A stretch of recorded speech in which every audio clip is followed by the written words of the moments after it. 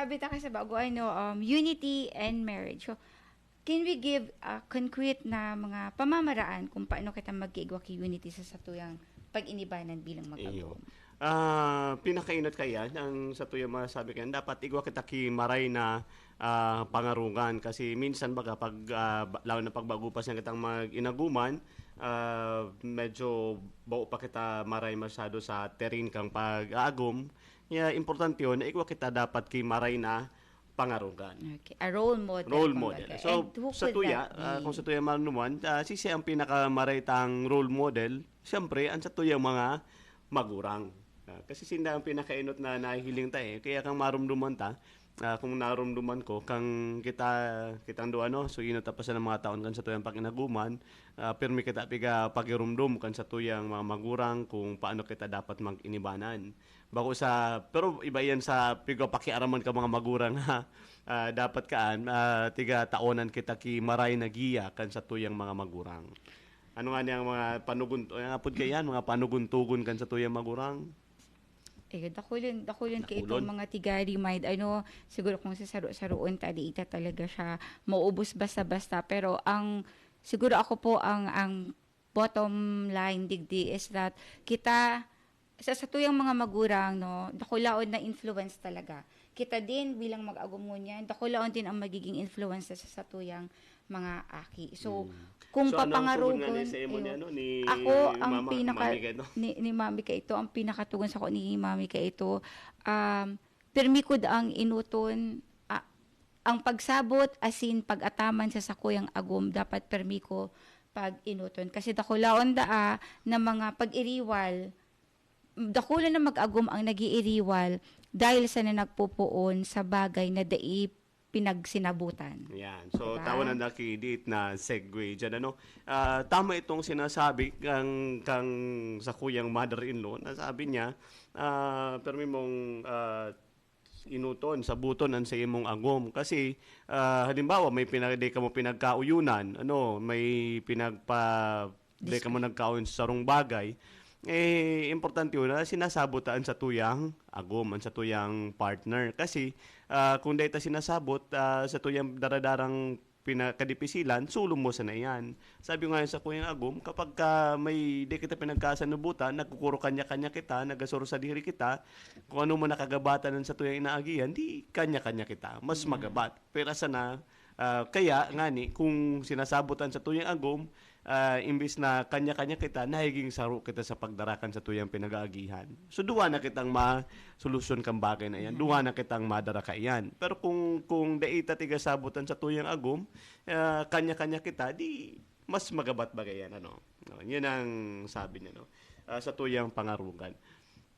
Kaya lang, minsan, maapot mga kata, paano man niya mga warang mga magurang na nag-inaguman na medyo harayo niya sa indang pamilya o kaya nga nakaagum sa wara naman an sa iyang mga magurang. So sisi na ang pwedeng magtauman sa indang maray na pangarugan. Siyempre yaon dyan, kaya sa tuyang pag-iinguwa, yaon dyan ang sa tuyang komunidad, so mga tao na second parents sa tuya, so mga tiyuon at tiyaon ta na naging maray ang pag-iniribanan sa sendang buhay may angagum. Yaon man dyan, lalong-lalo na sa tuyang simbahan, kaya nga ni katiwakan sa tuyang mga post-kay na programs. Kaya nga ni yaon sa tuyang simbahan, ta nga ning giyahan kita sa tuyang buhay may agum. And pinaka-importante, siyempre, ang pinaka-modelo taka ni iyuan sa tuyang mahal na Diyos. Kasi ang sa tuyang teacher, siya ang nagturo sa tuya kung ano dapat ang gibuon. Kaya maski sa buhay, pagpapamilya, dapat nakaugat kita sa tuyang mahal na Diyos. And to develop this unity, pinaka-importante na magkaigwa kita kay maray na relasyon sa tuyang mahal na Diyos.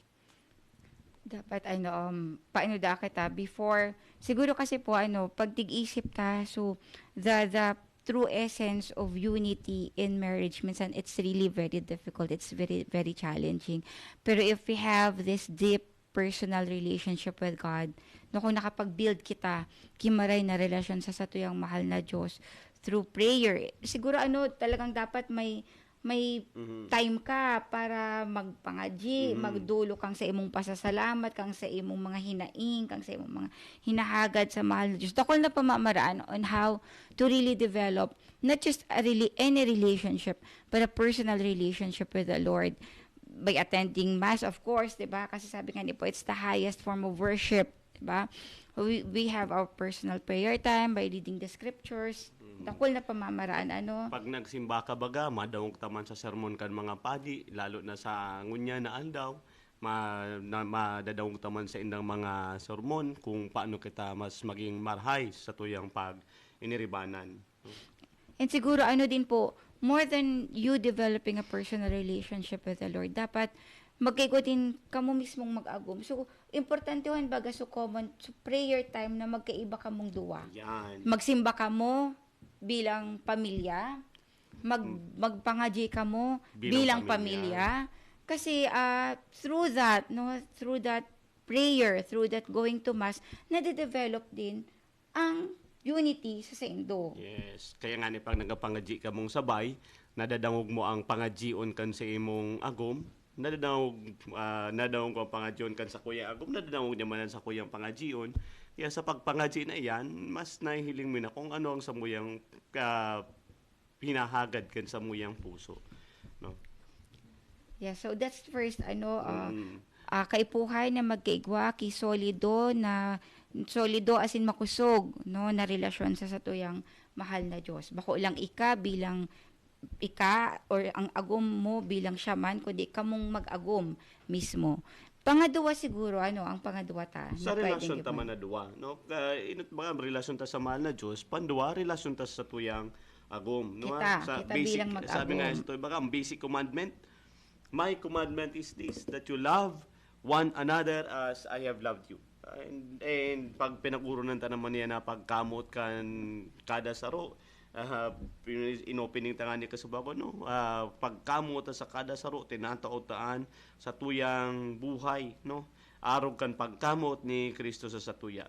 Unila ang medyo striking sa kuya niyan, sabi niya sa tuya, love is unilateral. And when we say it's really unilateral. Kasi ang isip ta permi, love is always reciprocated.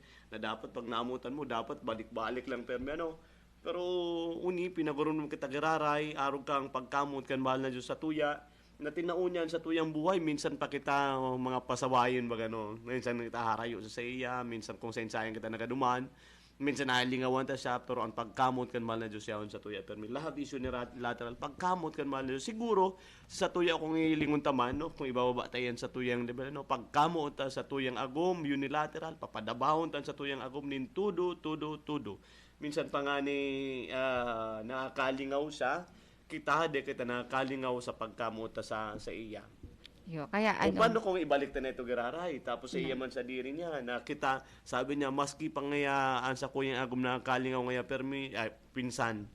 Maski pangayaan sa kuyang agom ngaya na kalingaw, minsan ngaya ta, uto ngaya, kaiba naman so barkada, nagagod kang barkada, pero tinataw po mapamangira rin sa imong bilog na pagkamot sa iya. Kaya pag uli niya, alis sa iyang barkada, si kasuon mo permi, tamahan mo, itataw mo yung bilogan sa imong sadiri. Kasi Saro pa kayan, kung sabihin kayan, di ka nag-iisip permi kay balos. Na pag namutan ko, dapat makamutan man ako, di kang pareisip kay balos. Ang balos kaya na itataw sa imo, base sa naitataw mo man sa iya. Minsan, Tig-isip ko kaya grabe na pang duwa na itong di ka mag-isip kay balos. Okay, balos. Iyo ba parang isip kay balos. Kung nag-iisip Kasi kay balos, minsan, ganito man sa kaya nagbabakal. Pag nataw ka, di tataw sa imo. Kari ka nag-barter. Pag nagtaw ka, di ba tataw sa imo. Pero pag namutan mo talaga ng tudo, di ba? Nakamati na kamo kayan.